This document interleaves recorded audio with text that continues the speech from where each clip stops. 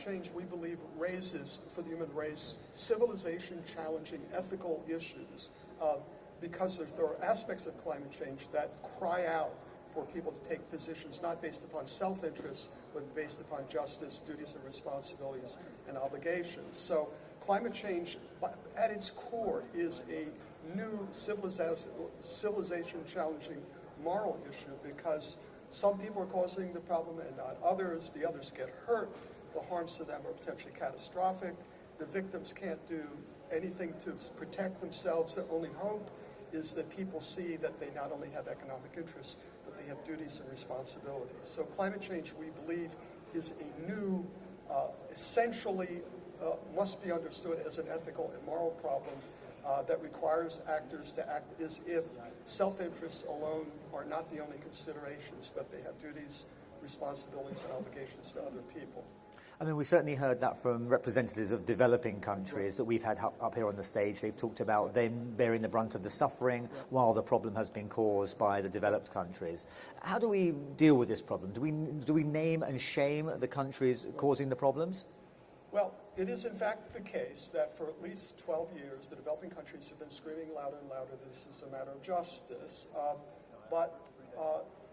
We need new ways of getting at those issues, and that's what we are here talking about. Okay, so in the past, countries have been able to ignore the implications to them if this were a justice problem. So on the one hand, you have the developing countries, for the most part, claiming it's a justice issue, but then the only thing that happens here is developed countries make commitments, and the commitments don't take the justice issues into account. We believe that phenomenon, which is clearly an accurate description of what's happened here, it will no longer be possible. There's something new happening that will make the ethics and justice issues much more central. And the reason for that is because we're now approaching real limits to what the entire world can do to prevent catastrophic warming.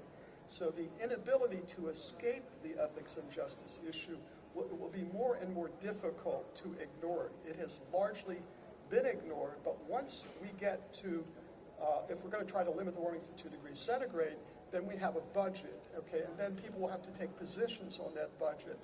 No national strategy makes any sense anymore unless it's implicitly a position on the budget, unless it's implicitly a position on how much warming the world will take and what any country's fair share. So the ability to duck the ethical issues, which is in fact an accurate description of what has happened in the past, will be more and more difficult for those that want to duck it. So we predict that ethics and justice will emerge as a much more important problem that countries that have ducked the issue will not be able to get away with in the future. I mean, is there a way of incorporating ethics, the debate over ethics, into the COP negotiations? Yes. Well, as you may know, that's one of the agenda items, is to try to incorporate ethics and equity into the agenda items. There was a decision of the Durban platform last year, and countries are now struggling how to do that. In our view, it is not necessary to define absolutely without controversy what ethics requires. There's another way, a more practical way of getting at this. Some of the positions of some of the governments flunk any ethical test, okay? So when you look at the commitments that governments are making, it's clear that they're basing their position on self-interest, not on duties and responsibilities and obligations. And in fact, if you ask them why the United States, for instance, is not willing to make a larger commitment, they will talk about self-interest issues. They will talk about the coal industry in the United States, okay? And so what we need to do, in our view, now that we're going to have to tackle this seriously, is we're all going to have to learn questions that we should ask governments about their positions, which, whether they like it or not, will clearly expose what their ethical or normative assumptions are. Okay, so, for instance, no commitment makes any sense at all unless it's understood explicitly or implicitly to be a position on the stabilization target. So in the future, we think you get at the ethics issues by asking countries a series of factual questions. Okay, so for instance, ethics would require one to explain why your commitment of 10% emissions reductions, how does that link to the atmospheric concentration level? You must, because it's an implicit position on the atmospheric concentration level, it is fair to ask what atmospheric concentration does your commitment protect? And in thinking about the atmospheric concentration, have you thought about the duties to the most vulnerable? It's also fair to ask the countries, if you make a 10-ton reduction commitment, you must assume that's a fair allocation of the remaining budget. Okay, so we believe the way to move this forward is to find venues, forums to educate the press, to educate the public about a series of very obvious questions that now should be asked of government. So our take on this is, our role in this, as we see it, is to help the press, NGOs, and governments, the kinds of questions that are now really relevant to this, but because they're ethical questions, a lot of people aren't skilled in figuring out what those questions are. And in order to ask the right ethical questions, you actually have to understand the science too. So a lot of people working on ethics don't understand the science. So we believe there are some people around the world that can help civil society ask questions which are designed to expose the ethical problems with the government's position. So we think that's all doable. So that's what we're here trying to do, is to find the right forum, the right venue, to help educate people about the questions which will make transparent deeply ethically problematic positions of governments who are trying to ignore it. Okay, great, thank you very much.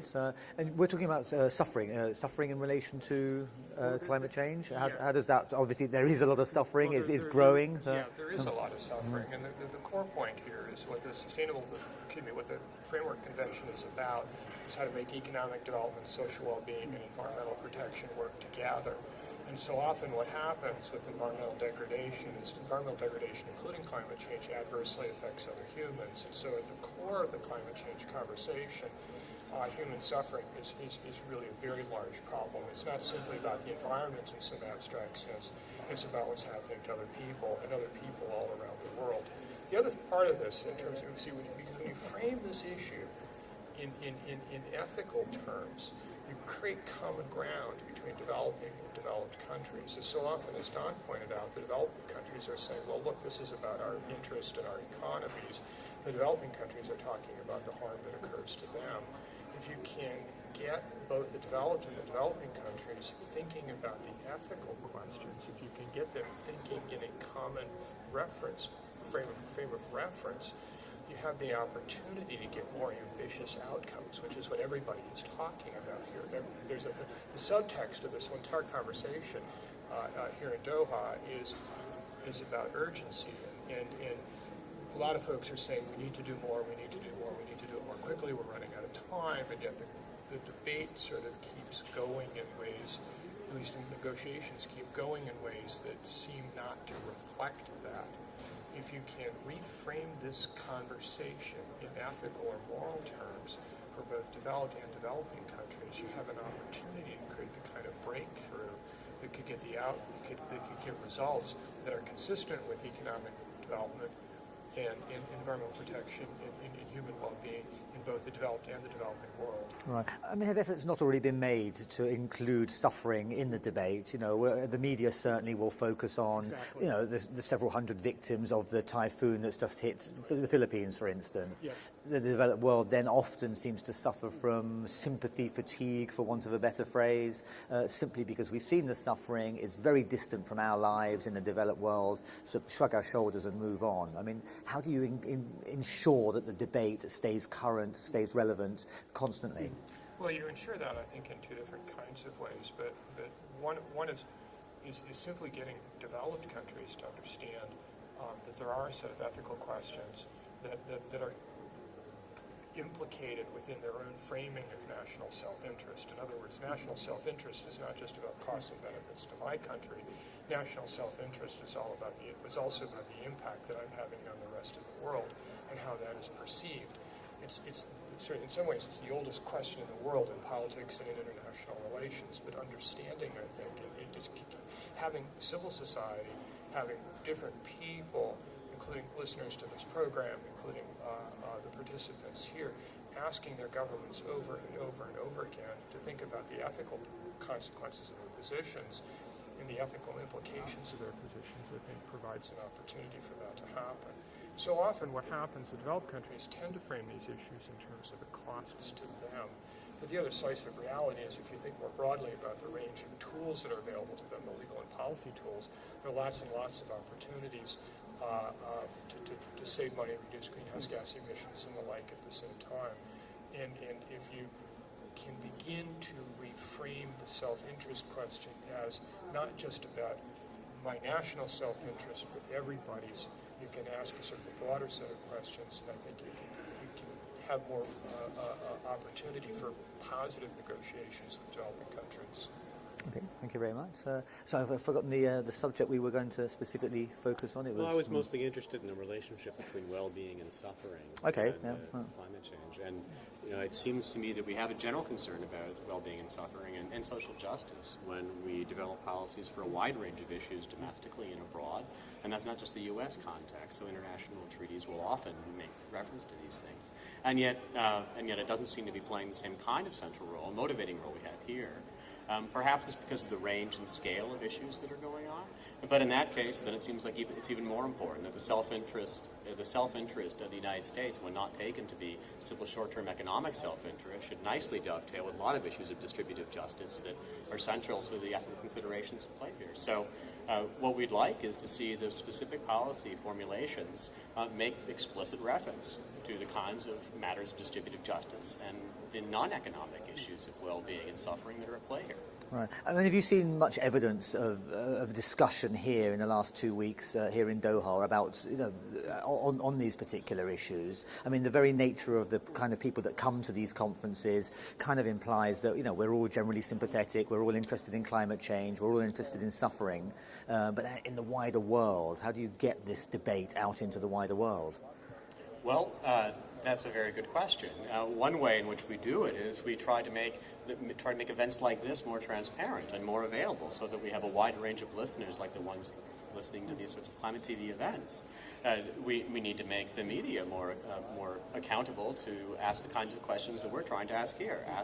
Ask and hold to sort of the very tough questions about matters of justice, matters of suffering. Make them drive to the policymakers the kinds of questions, the ethical questions that we think are important. Right. I mean, in many ways, coverage of this conference in particular in the international media, despite the number of journalists here, has been minimal, often pushed off the front pages by pregnancy announced in the British royal family, for instance, which I find remarkable, but that's kind of the reality that we're living with now. I mean, how do you get people interested? I mean, are people losing interest in just by the sheer size and scale of the negotiations? Part of it is also a lack of understanding of the problem itself and the science behind the problem. Part of it is a lack of understanding that when I drive a large vehicle in the UK, that is directly harming and partly responsible for the floods in Pakistan or in Thailand. Okay, so part of the challenge is to help people understand connecting their behavior to the suffering in ways that, in the United States, for instance, very few people really understand the basic science.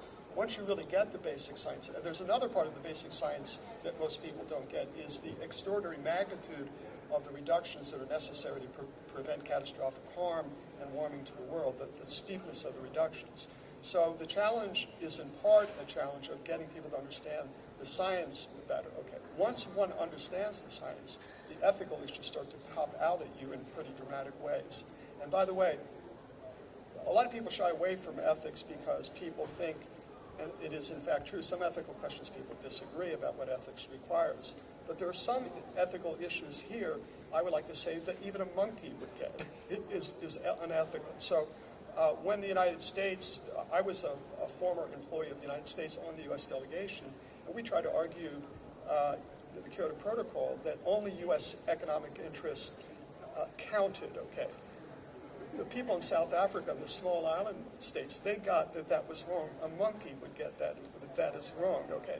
So bringing awareness to the ethical issues is inviting, actually focusing on things which are obviously unjust, okay? So I think there's actually hope that people will get the obvious injustice of physicians. There's a little bit of work of connecting the science of the behavior of people in the UK or the United States to the suffering, which is part of the challenge. But the science is quite clear that that link in fact, is there. So the people that really go to the ethics really understand the science well, okay? So they're religious leaders talking about ethics and justice, but don't have the real deep understanding of the science to help people see how you go from the science to the justice implications. So that's part of the challenge as we see it. Okay, that's great. There's one more just quick thing about that is when we talk about the ethical implications of climate change, we're talking about something everybody understands. Everybody works with an ethical system.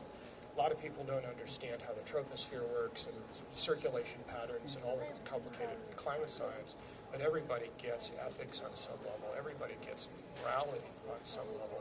And there are certain basic things that we all kind of agree on. And so what happens is if you can link the science back to the things that everybody pretty much cares about, everybody pretty much operates within, you have a way of taking the climate conversation and putting it into everybody's lives in ways that people can understand. And hopefully when you do that, you begin to see what some of the things are that need to be done.